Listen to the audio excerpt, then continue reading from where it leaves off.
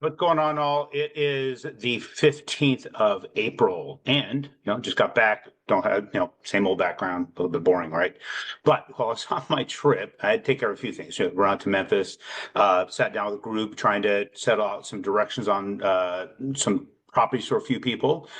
Being involved in the actual operations of things is a necessity these days. We need to work with our partners when it comes to the real estate, not just wait for things to get done and just be a lender that just sits there. We got to jump in and help out where we need to. That's what we're trying to do. Make sure that we're helping and giving direction and giving ideas on ways that they can make their business more efficient, because it helps you, the real estate investor, helps us as a lender, helps them as the developer and the real estate people, and helps the title company. Everybody wins in that. So we need to be lifting each other up instead of shitting on each other. That's just a really good thing to do. While I was there, I got a quick call from my niece, and she's like, Uncle Bones. My nickname is Bones since I was a little kid, a skinny little kid. So my dad called me, and it stuck. So that's what they call me. So my niece calls me up, Uncle Bones. You need to check out your Facebook, your YouTube live. I'm like, I'm not live. She goes, I know. So you go over here to YouTube Live. So you go into, if you've subscribed, and you click on this, and it is Addie. So interesting. This is Bree's daughter, Addie, that somehow was doing a live for me, which was funny as hell. I thought it was awesome. And so I reached out to Bree and I said, hey, you may want to check out our new contributor to my live channel. And she freaked. She's like, I'm mortified. I'm like, why? Stuff happens. My daughter, Tori, who just had our newest people puppy, little Lyora, that I went out there to see, she jumped on really quick to try and take this down. I'm like, no, no, no, leave it. We're too serious about our lives. We're too serious about our businesses are serious because it benefits all of us, but we're too serious about a lot of things, guys. I thought this was funny as hell. So I would say go in there, watch it, click on it, like it, make comments, just do some cool stuff with there. Say hey to her. I think that's awesome. So let's talk about market stuff, though. So this last week, everybody's like, we're going to see interest rates going down to fives. You saw hopefully saw my message with Augie. We talked about that going down to the fives for owner occupied. But look here. So this is right here, Mortgage News Daily, and their new headline was, mortgage rates go back under 7. This is your owner occupied rate, saying the average mortgage rate right now for a person buying a house live is 6.98. We're far from 5, right? Far from the fives. So that's where we're at with that, because of what's been happening in the market. Why has that been happening in the market? Well, let's think about that for a second. The tariff situation, everybody's freaking out. What's going to happen? What's going to happen? What's going to happen? But who owns our mortgage-backed security? Where's all this money from? There's a lot of Wall Street capital in there, government capital. But is it just our government? I was just talking to Scotty this morning. It's like, it really isn't. There really could be other governments because of the trade situation.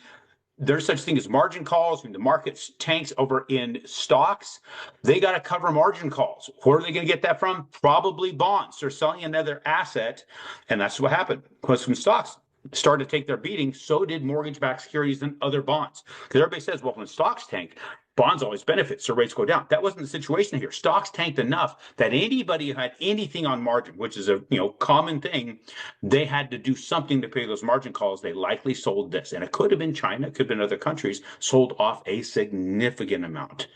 And because of that, we sold off to a point where we touched this old channel. And guess where we're right back at? We're in this channel, guys. We're in the channel that I had painted before. So we are up in that channel. So I think, look at these two swings. Interesting. These swings are pretty similar in size outside the channel.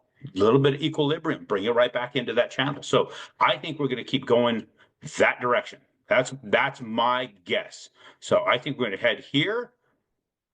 Rates continue to go up a bit. Because we already reached our peak. Remember, this right here is our barrier. We reached these peaks for whatever reason, whether it be the stocks market, something. This is where the value ends of this particular place. You're not going to put more money into a stock than what it's worth, right? This is not worth putting more capital into it than right here. This is where that line lands at 100.54, par 5.4. So that's where it's at on this 5.5. And they pull back out of it. We got to an equilibrium swing, it looks like. Pretty close. In fact, let's just measure that. I'm just curious because now I saw it, so I got to learn to see it. So here's the top of the wick was down to the channel. That is a 104-point swing. Now let's take a look at the bottom. See how much that was. There's the bottom wick right there to the bottom of the channel here. That right there is a 130-point swing. So, yeah, well, there we go. It's a little bit off in the downswing, but very, very, very similar in swing to get right back into this channel. So we'll see how this all plays out. It's all going kind of where it should go with price action based upon what I'm seeing. But again, I don't have all the answers as to why things are happening. This is just my estimation from conversation with folks and giving you my ideas.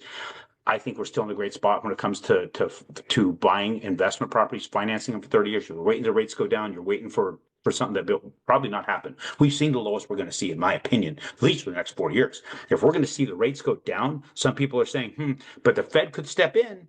With the other countries selling off, the Fed could step in. What's the Fed going to step in with?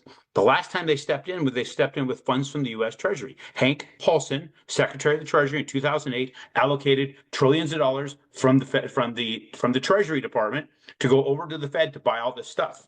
Where's it going to come from? If right now we don't have a Treasury Secretary, I don't think we don't have an administration that's going to play that game. Your thoughts? It's up to you. You decide. You're the CEO of your real estate investment business. I'm just an advisor. And my advice, you've been able to see, I've been putting it out there, and we'll just see if it, so far, it seems to be fairly accurate. It's not balls on every day. It's close into the trend, in the direction. So you decide for yourself. Let's talk. 602-291-3357. And go on to the live. Shoot at a comment. Talk to you guys later.